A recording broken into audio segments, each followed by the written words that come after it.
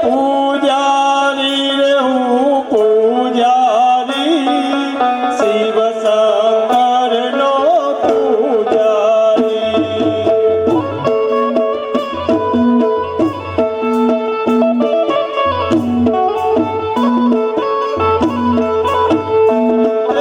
પૂજા કરીને મારું ચેલા ભરું શિવ શંકરનો પૂજારી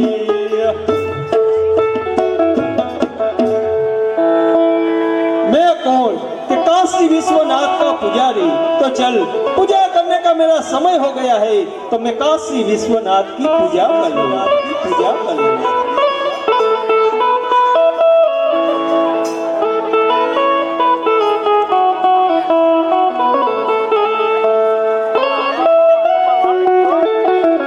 शिव समान कोई दाता नहीं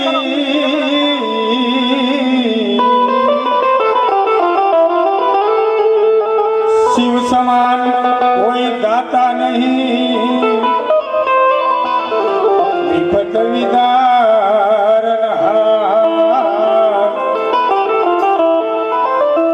अब लजा मोरी राखियो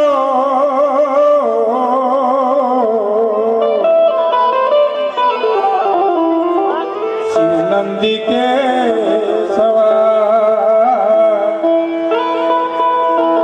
तो भोला यમને પ્યારું છે તમારું ભજન ભોલા યમને પ્યારું છે તમારું ભજન હંમેશા રટું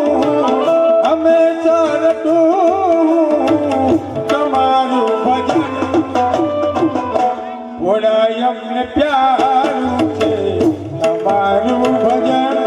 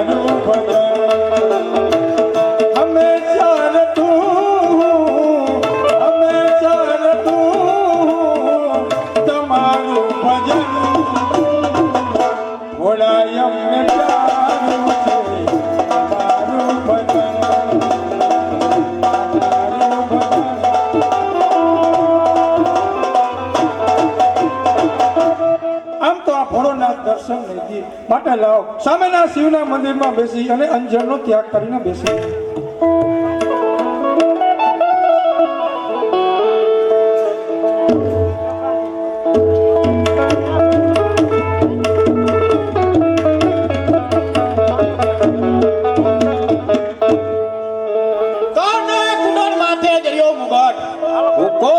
इंद्र नगरी नो राजा देवराज इंद्र माथुं मारो आकाशમાં તો આકાશ ધ્રુજી જાય છે પાટું મારું પાતાળમાં તો પાતાળ ધ્રુજી જાય છે પણ આ તું મારું ઇન્દ્રસન એ આજ કેમ ડોલી રહ્યું છે તો લાવ આકાશ લોકમાં જઈને તેની તપાસ કરો કે ઇન્દ્રનું ઇન્દ્રસન એ કોણ ડોલાવી રહ્યું છે અહીં પણ કોઈ જ નથી લાવ પાતાળ લોકમાં જઈને તેની તપાસ કરું કે ઇન્દ્રનું ઇન્દ્રાસન એ કોણ ડોલાવી રહ્યું છે.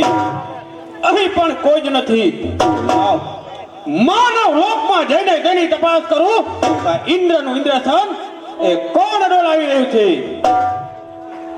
હવે સમજાયું કે સામેના કાશી વિશ્વનાથના મંદિરમાં બેઠેલ કારા મથારો માનવી ઘોર તપસ્યા કરી ઇન્દ્રનું ઇન્દ્રાસન જૂથવી લેવા માંગે છે. પણ એ જાણતો નથી કે ઇન્દ્રનું ઇન્દ્રાસન જૂથવું મુશ્કેલ નહીં પણ બહુ મુશ્કેલ છે. નહીં 12 માસ નહીં, એમ જ 12 દિવસ નહીં, ફક્ત 3 દિવસ ને 3 ઘડીની અંદર મારું ઇન્દ્રાસન પોપટના પાંજરાની માફક ડોલી રહ્યું છે. કાં તો મારું ઇન્દ્રાસન ડોલતું બંધ કરું, કાં તો ધરતી મસ્તક જુદો કરું. કા કરતા મારી શમશેર કે મચકાય છે. નક્કી એ કોઈ બ્રહ્મ ભક્ત હોવો જોઈએ. જો એને મારીશ તો મને બ્રહ્મ હત્યાના પાપ લાગશે. પણ બ્રહ્મદેવે મને કહ્યું હતું, અરે ઇન્દ્રદેવ, તમને જ્યારે સંકટ નડે ત્યારે અમને યાદ કરજો. આજે સંકટની સ્થિતિ સર્જાય છે તો લાવ બ્રહ્મદેવને યાદ કરું.